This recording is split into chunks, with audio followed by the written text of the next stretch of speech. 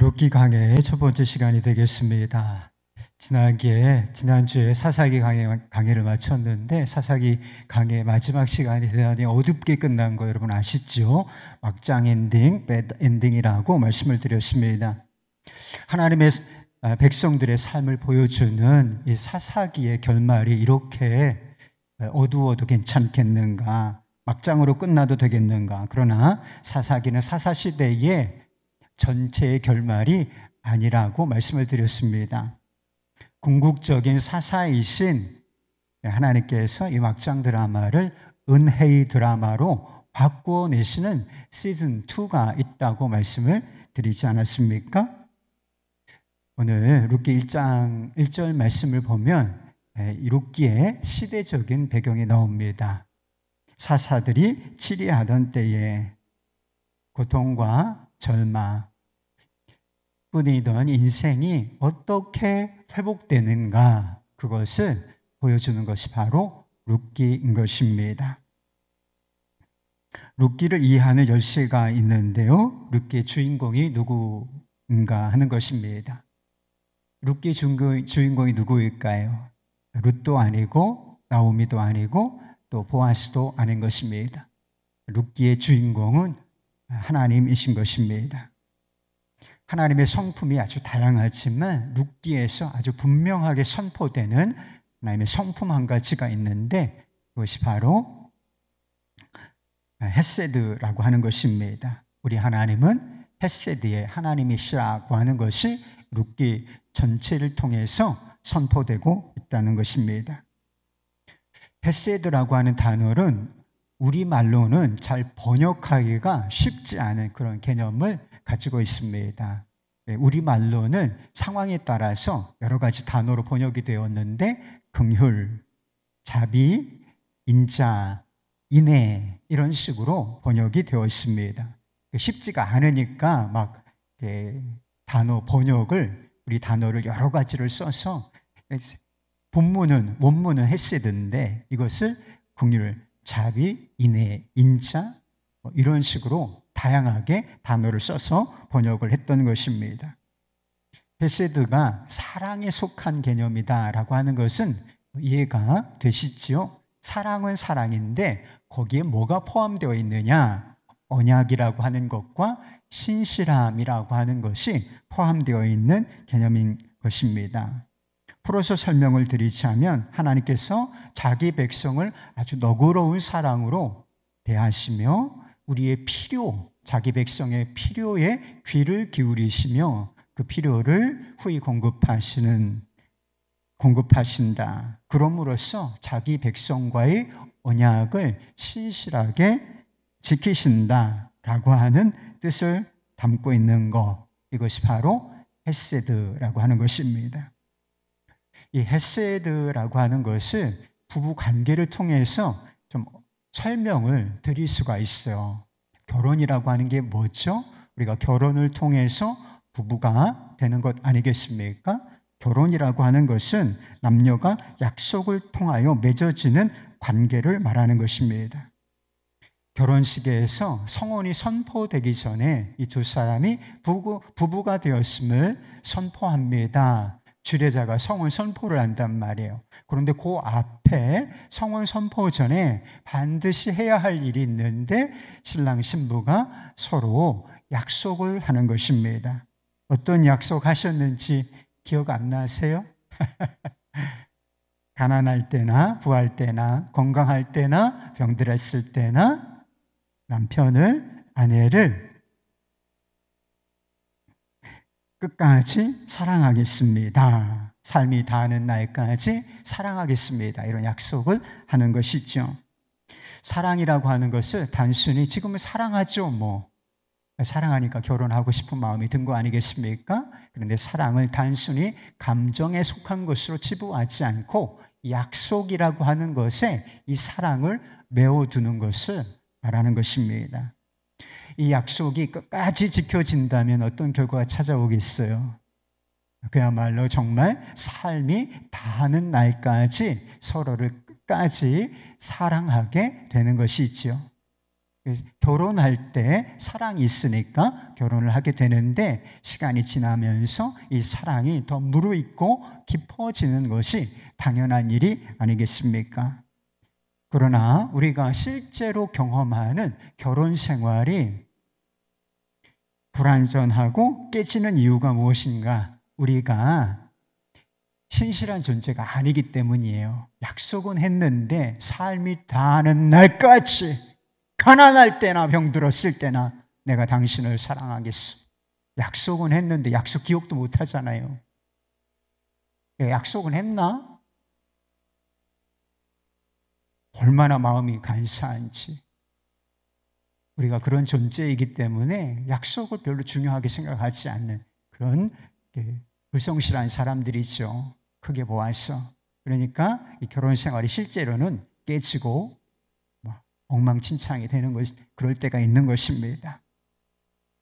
하나님은 자기 백성을 선택하시고 그들과 언약을 맺으셨습니다. 그 언약의 핵심이 뭔지 아세요? 너희는 내 백성이 되고 나는 너희들의 하나님이 되리라. 너희는 내 백성이야. 내가 너희들의 하나님이 되어줄게. 사랑, 돌봄, 인도, 책임, 모든 개념이 속하여진 그런 약속이라고 할 수 있는 것입니다. 하나님께서 이 언약을 지키지 못하시는 일이 있을까? 약속을 하고도 약속을 지키지 않는 것이 아니라 지키지 못하는 경우가 우리는 실제로 생길 수가 있어요. 왜? 능력이 부족하니까. 그러나 하나님께는 그런 일은 없다. 왜? 하나님은 전능하신 분이시기 때문인 것입니다. 이 약속이 파기되는 일이 있을까? 약속의 당사자인 우리가 이 약속을 파기할 수는 있어요. 그러나 하나님께서는 결코 스스로 이 약속을 파기하지 아니하시고 끝까지 지켜내신다. 왜요? 하나님께서는 우리처럼 변덕스러운 존재가 아니라 변하지 않으시는 신실하신 하나님이시기 때문인 것입니다. 언약의 신실하신 사랑, 이것이 바로 헤세드라고 하는 것입니다. 룻기는 한 가정의 이야기지만 이 한 가정의 이야기를 통해서 하나님의 백성의 전체 이야기를 보여주고자 하는 뜻을 가지고 있습니다. 하나님께서 자기 백성을 어떻게 통치하시는가를 보여주는 이야기예요. 하나님께서 자기 백성, 다르게 말하면 하나님의 나라를 어떻게 통치하시는가, 하나님께서 자기 백성을 통치하시는 원리, 이것이 바로 헤세드라고 하는 것입니다. 사사기는 막장으로 끝났어요.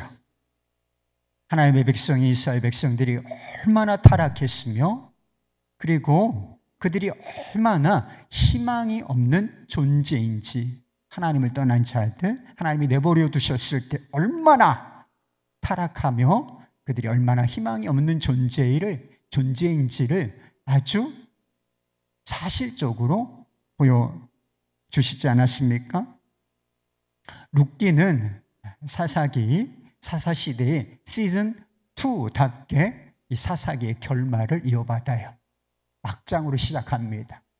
근데 막장의 종류가 좀 다른데, 사사기는 신앙적, 도덕적인 타락이라고 하는 막장으로 결말이 지어지지만 룻기는 또 다른 막장, 바로 고통이라고 하는 막장으로 시작이 된다는 거예요. 룻기의 중심 인물이 룻이라고 생각하기 쉬워요. 주인공은 누구예요? 하나님, 헤세드의 하나님이시지만 중심 인물이 있어요. 중심 인물이 룻기니까 룻이라고 생각하기가 쉽지만 중심 인물은 룻이 아니라 나오미예요.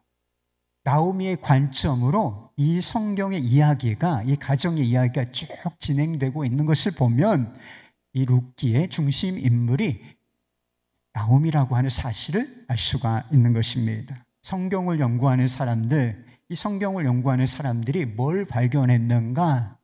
이 룻기가 또 다른 성경과 대단히 비슷한데 무엇과 닮아 있을 것 같습니까?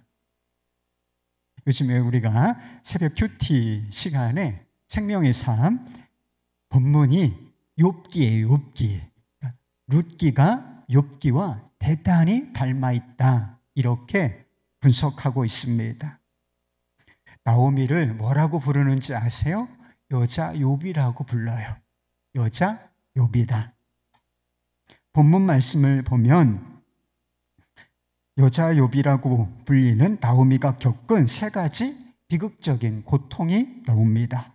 첫 번째는 기근이라고 하는 고통이었어요. 1절 말씀에 보면 사사들이 치리하던 때에 흉년이 들었다, 이런 표현이 나옵니다. 먹을 것이 없는 상황이 되어버린 것입니다. 이 나오미의 가족이 살고 있었던 지명이 나오죠. 동네 이름, 거기에 바로 베들레헴이라고 하는 곳입니다. 이 베들레헴이 무슨 뜻을 가지고 있느냐 하면 떡집이라고 하는 뜻을 가지고 있어요. 이 사람들은 뭐 떡을 먹는 것이 아니고 빵을 먹으니까 빵집이다, 이렇게 얘기할 수가 있겠죠.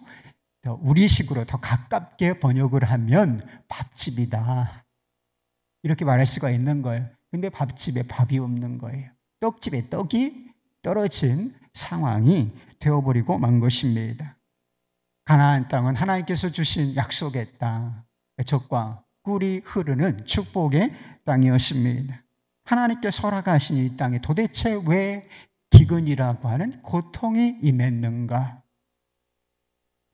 범죄한 이스라엘에 대한 하나님의 징계 때문에 이런 일이 벌어졌다고 예상할 수가 있어요. 하나님께서 징계하시는, 심판하시는 도구 3종 세트가 있는데 칼과 기근과 전염병이에요. 두 번째, 기근이라고 하는 것이 있다는 거예요. 그러니까 범죄한 이스라엘을 징계하실 때에 압제에도 넘겨주셨지만, 이방 민족의 압제에 떨어지도록도 하셨지만 기근이 임하도록 하셨다고도 얼마든지 예상은 해볼 수 있지만 정확한 것은 모른다. 근데 분명한 사실이 하나 있어요. 이 말씀이 보여주는 것, 하나님께서 허락하신 땅에도 기근은 임할 수 있다. 원인은 분명하지 않을 수 있지만 하나님이 허락하신 땅에 그 기근이 임할 수 있다. 우리 개인적으로 적용하면 하나님이 허락하신 우리의 삶에도 고통이라고 하는 것이 임할 수 있다는 사실을 보여주고 있는 것입니다. 떡집에 떡이 사라졌어요. 밥집에 밥이 없습니다. 만약 여러분 이런 상황이 된다면 여러분은 과연 어떤 선택을 하실 것 같습니까? 고통이 임할 때에 고통을 피하고자 하는 것은 인간 안에 있는 본능이라고 할 수 있는 것입니다. 고통아 와라, 이런 사람은 사실은 없어요.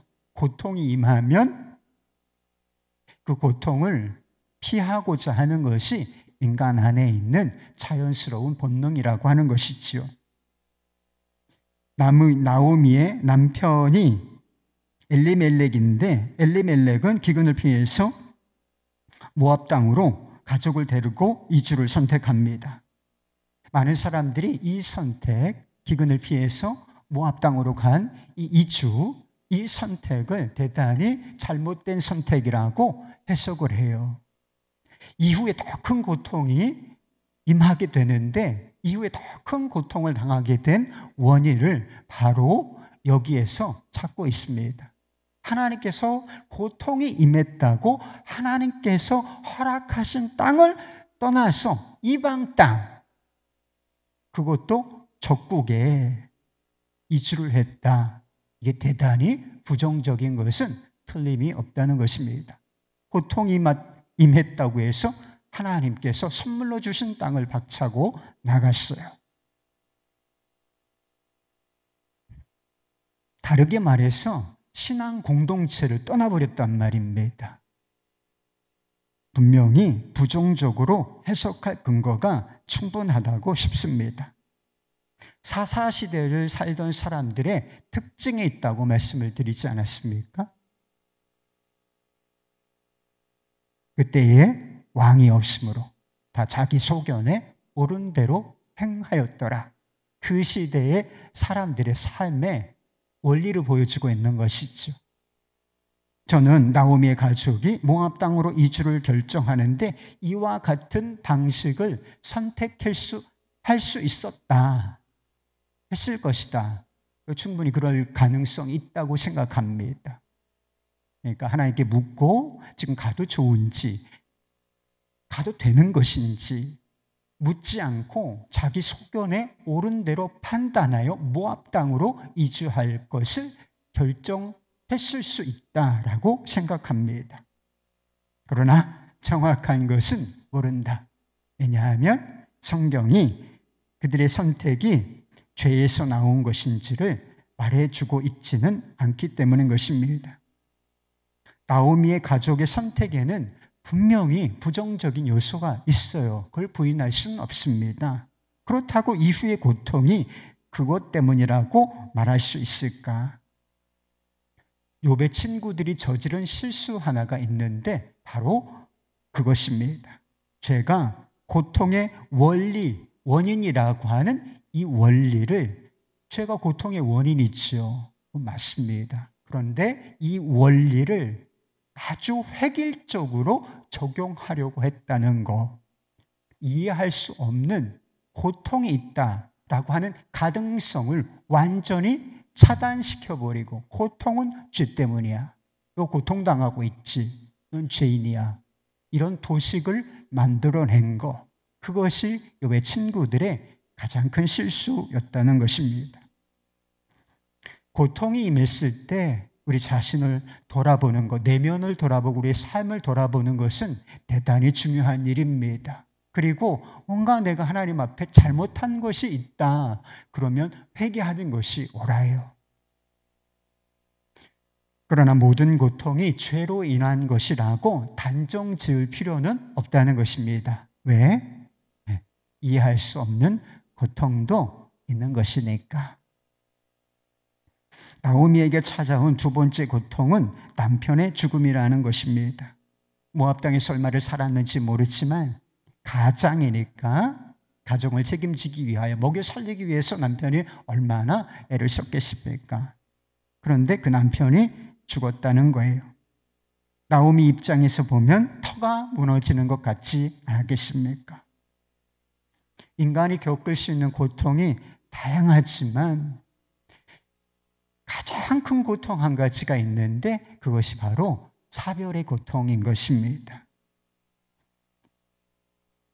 사별의 고통이 고통 중에 고통이고 절망 중에 절망인 까닭이 있는 거예요. 사랑하는 사람을 다시는 만날 수 없고 교제할 수 없는 고통이기 때문인 것입니다. 사랑과 교제의 절망, 그것이 바로 사별인 거예요. 소설가 박완서 씨가 57세 되던 해에 남편과 아들을 연이어서 잃는 고통을 당했다는 것입니다. 그녀는 그때에 얼마나 고통스러웠겠어요.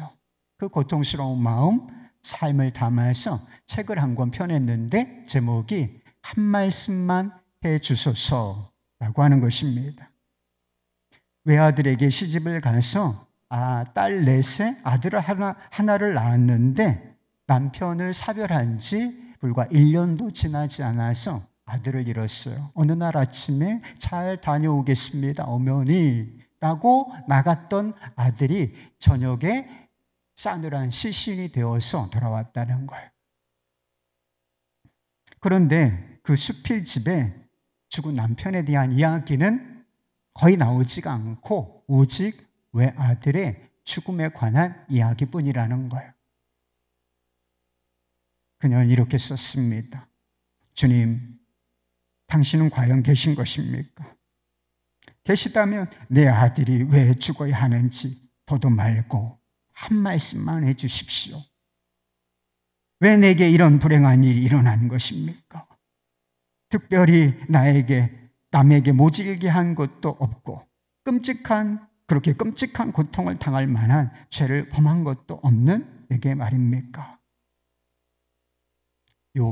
여자 욥의 절규와 같지 않습니까?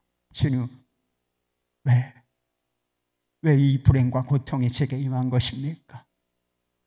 한 말씀만 해주세요. 남편과 아들을 연이어서 잃었는데 이 책에 남편의 이야기가 나오지 않는 이유가 무엇일까? 어떤 사람은 그렇게 이야기했어요. 자식이 있었기에 남편을 잃은 아픔을 견딜 수 있었던 것이 아니겠느냐고. 나오미가 그랬을 것입니다. 남편은 잃었지만 말론과 기련 이 두 아들이 남아 있었기 때문에 그 고통스럽고 척박한 삶을 그래도 이어갈 수 있는 힘, 고난을 버틸 수 있는 힘이 그에게 남아있지 않았겠습니까? 때가 되어서 두 아들이 모압 여인과 결혼을 해요. 두 며느리의 이름이 나오죠. 하나는 오르바하고 또 하나는 룻이었습니다. 율법에 이방 여인과의 결혼은 금지된 것이었습니다. 이것은 인종차별적인 요소를 말하는 게 아니에요. 인종적인 이유가 있기 때문이 아니라 신앙적인 영적인 이유가 있기 때문인 것입니다. 신앙적인 순수성을 잃어버릴 위험이 너무나 크기 때문에 이방인과 이방 여자와 결혼하지 말라, 그렇게 통혼을 금지하신 것입니다. 나오미가 삼손의 부모처럼 이방 여인과의 결혼을 반대했지만 자식 고집 꺾기가 어렵잖아요. 아들들을 고집에 꺾지 못해서 이런 상황이 벌어졌을 수도 있고, 모압 땅에 이스라엘 여자가 누가 있었겠어요? 아마 없지 않았겠나 싶어요. 그러니까 이런 상황에서는 어쩔 수 없는 선택이다, 이렇게 받아들였을지도 모를 일인 것입니다. 모압 땅에 거주한 지가 10년쯤 되었을 때 나오미에게 세 번째 고통이 임합니다. 두 아들의 죽음인 것입니다. 나오미의 가족이 모압 땅으로 이주한 까닭이 무엇이었겠어요?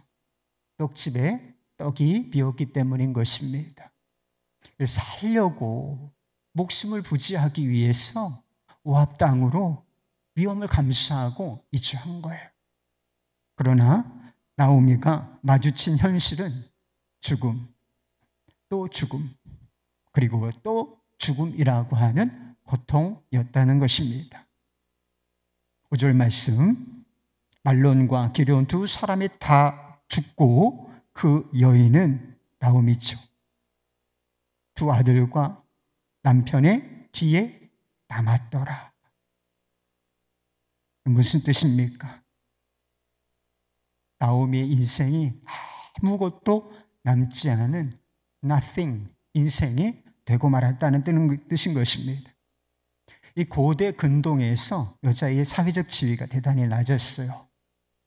그래서 여자의 삶의 근거는 남편에게 있었습니다. 남편을 잃잖아요. 그러면 이 여자의 보호자가 누가 되는가? 아들이 되었다는 것입니다. 그런데 이제 두 아들마저 다 죽게 된 것입니다.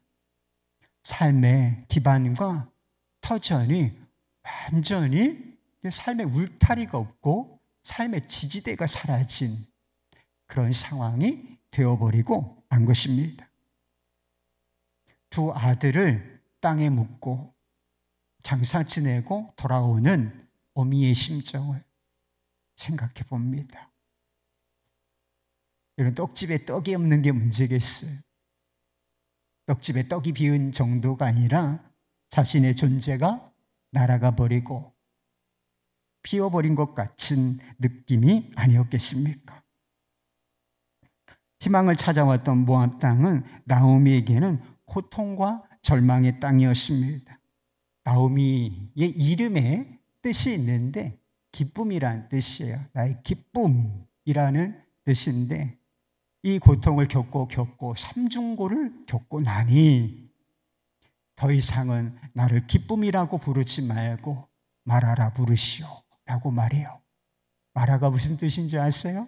쓰다, 고통이라고 하는 뜻을 가지고 있는 것입니다.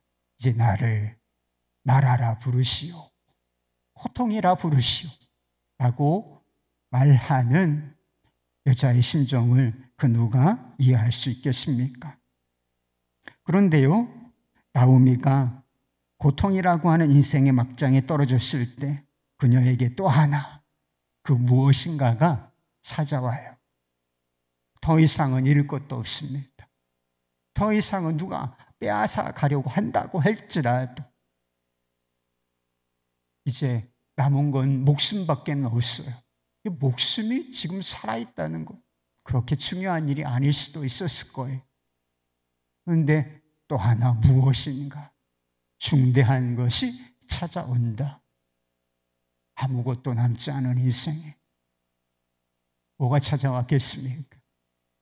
그 순간에 찾아온 것이 바로 하나님의 은혜, 헤세드였습니다.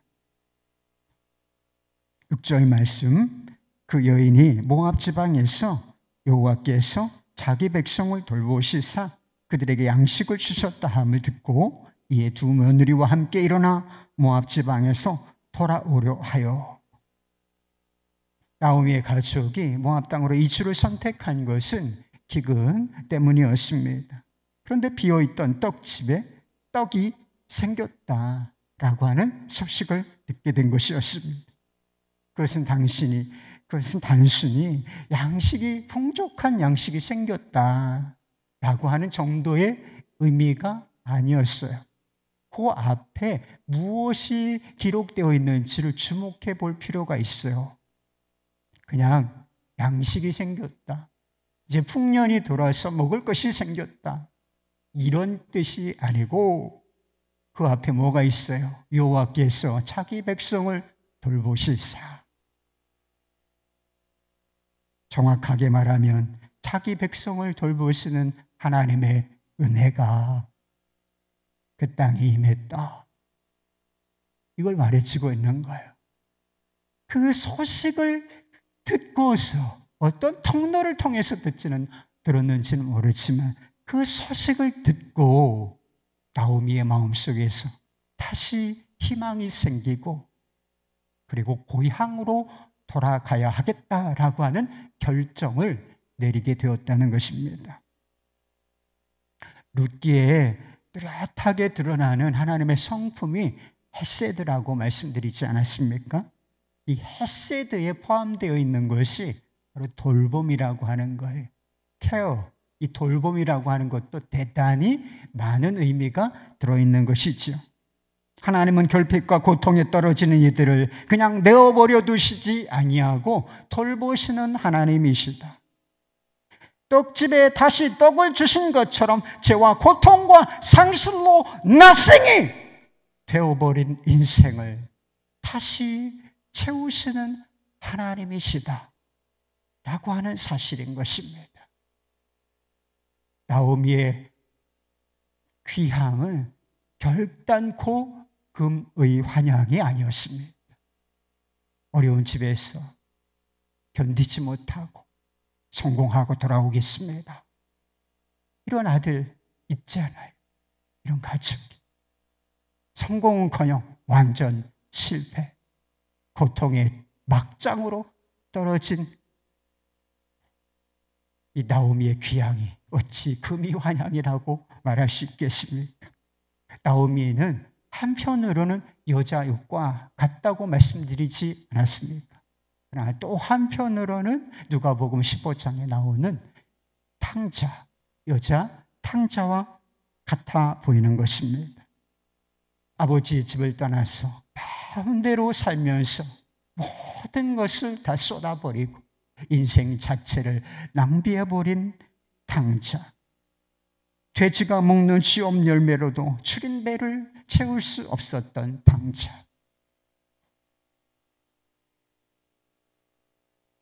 죄책감, 수치심, 실패감이 뒤범벅이 된 채 고향으로 돌아가는 탕자. 나오미의 귀향은 탕녀의 귀향과도 같은 것이었습니다. 얼마나 발걸음이 무거웠겠어요. 그러나 그 귀향으로부터 회복과 구원의 드라마가 시작된다는 거예요. 그 귀향은 어떤 뜻을 담고 있는 것인가? 자기 백성을 돌보시는 하나님의 품으로 돌아간다 라고 하는 뜻을 담은 것이었기 때문인 것입니다. 그럼 우리에게도 자기 백성을 돌보시는 하나님의 은혜가 임하였다라고 하는 소식이 전해진 거 여러분 아십니까?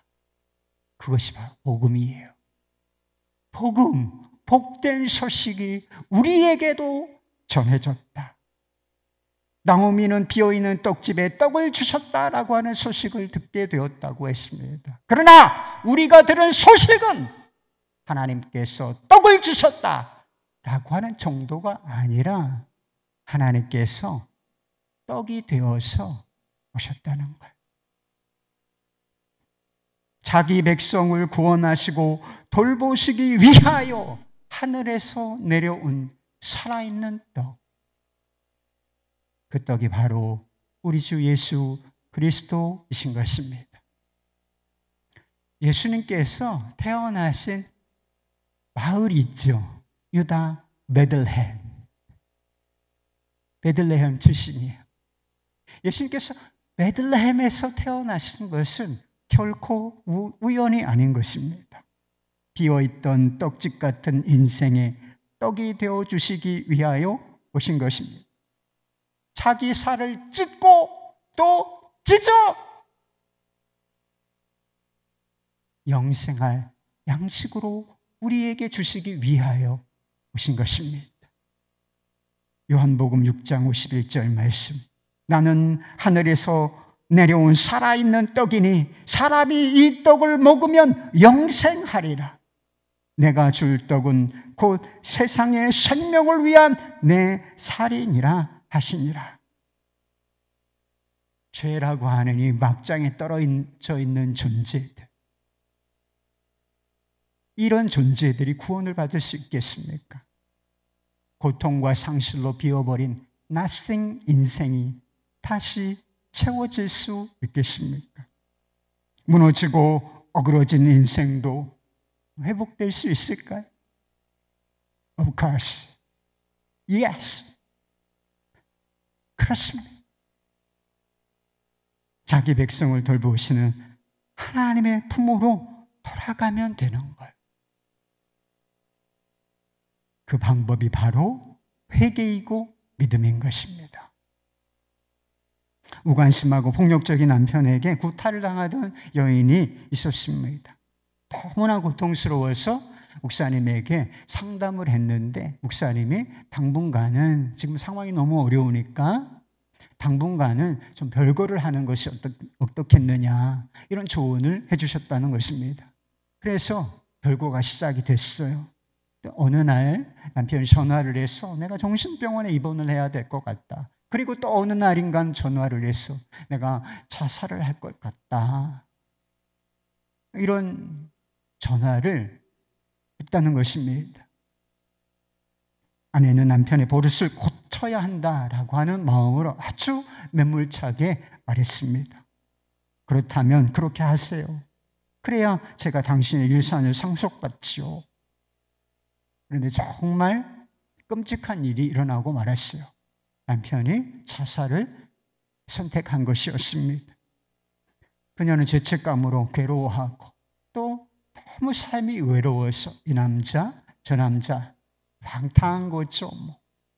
그런 불결하고 방탕한 삶을 이어가면서 남아있는 자녀들에게 씻을 수 없는 상처를 안겨주고 말았습니다. 그런데 그녀는 어느 날 완전히 다른 사람이 되어 있었습니다.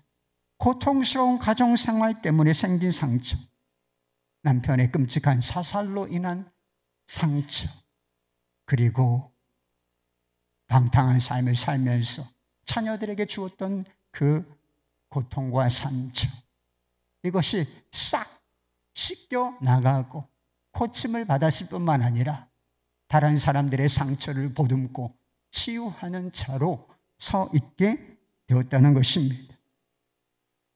그녀가 바로 프리셉트 성경연구원의 그 연구원을 설립한 K 아더라고 하는 여자분이 있습니다. 영적 치유라고 하는 책에서 이렇게 썼어요. 제가 첫 남편과 별거하게 된 것과 그가 자살하는 사건을 겪게 된 것은 제가 일방적으로 잘못한 것은 아니었습니다. 전 남편이었던 톰에게도 잘못이 있었다고 말할 수 있겠지요.